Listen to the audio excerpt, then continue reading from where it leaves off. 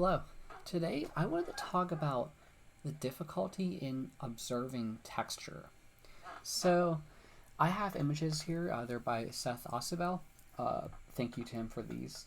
And the thing is, these are really good photos. Sometimes I may try to blur them up a little bit more. But sometimes with certain photos, seeing the texture, even with a really good high resolution image, it's hard to really observe some texture unless the camera or the person who was taking the photo of the given subject in question was trying to observe texture of a small area. You have to be really up close. I think they say in general when it comes to observing plants, I think they say you want to look for a 10x magnification. But you probably could get away with using a different type depending on how much you want to observe. So the thing here is, when I was doing a drawing course, a big issue I had is whenever I tried to, basically the photos that I was using, it was really difficult to see the texture, and it was always talking about texture in terms of the shadow shapes.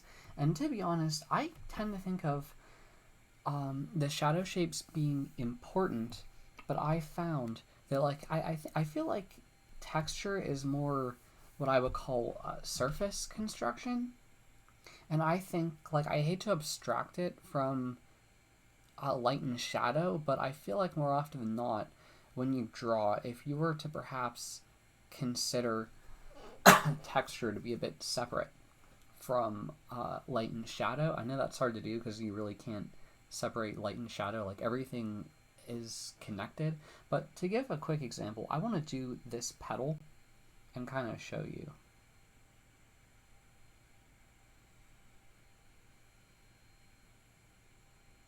So the thing about this one petal right here is that, it kind of curves a bit because of the way the leaf is. So if I were to draw a spine to that leaf to perhaps orient around it, it would be kind of like that. I think I didn't push it as far as I should have.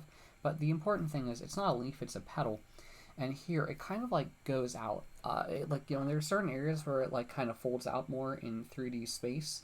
And the thing about that is, when it comes to the actual texture of the petal, it is coming out. There's a three-dimensional quality to the texture. When it comes to a shadow or a light source, that's the way light is hitting it and reflecting it. But the fact is that it is a bit important when you're thinking about structure, in my opinion.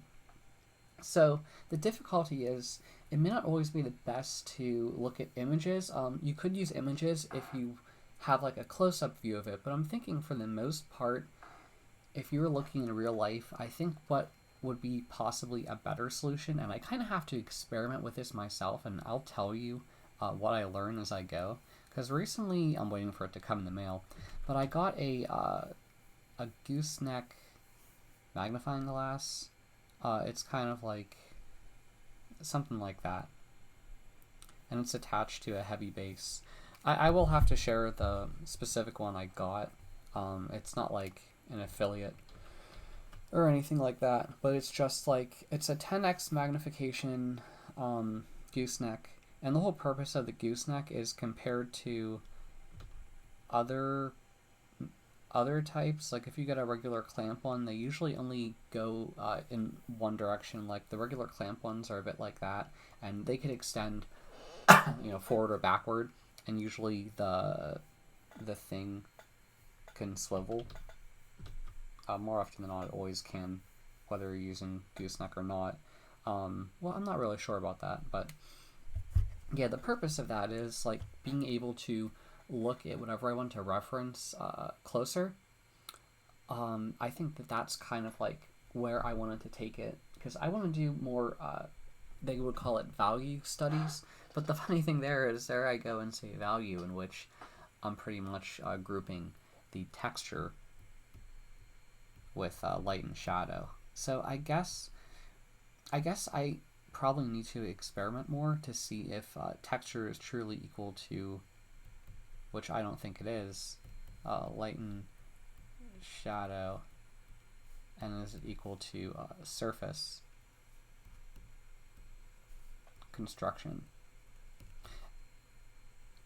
But I'll have to report my findings as I go on. The other thing is having a good light source. So I've realized that more often than not, when you're studying texture, you usually want to have one directional light source of like a natural lighting.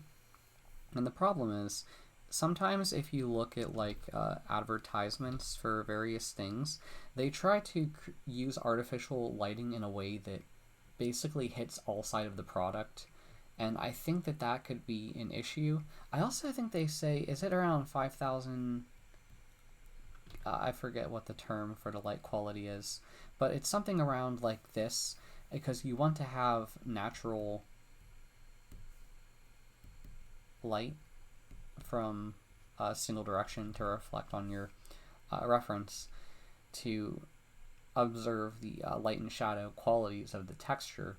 So I think that's in generally that's what they say will do it. But yeah, I'll have to like really report my findings. Like I'm really beginning to think that texture is more surface construction at a smaller scale that requires the use of a magnifying glass. I think you can probably get away without using a magnifying glass, but I feel like you're going to cause massive eye strain. Personally, every time I have done texture studies, I would have to take a lot of breaks because my eyes would start hurting. So that is a downside, and I think a magnifying glass of 10x could be extremely helpful. Although I'll have to experiment with the magnification range, as I just read this on the internet.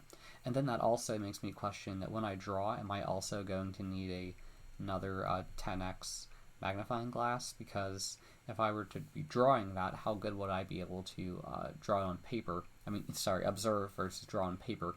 Like, will I cause that same level of eye strain? Will I be able to do it properly? How will looking at my reference cause a disconnect, or would it be able to work in any way? But, I guess there are a lot of things I'll have to experiment, and I feel like more often than not, until you go full into observing and doing many value studies, will you truly learn what makes it worthwhile, what makes it painful. So yeah, I guess it'll be a good segue into another video to kind of report my findings in doing texture studies. But I guess I could also separate that into like a texture study versus a value study. But I guess, well, it leaves us for more questions. Thanks for listening to this video. If you like my channel, please subscribe. If you have a question, please put it in the comments. Thanks for listening.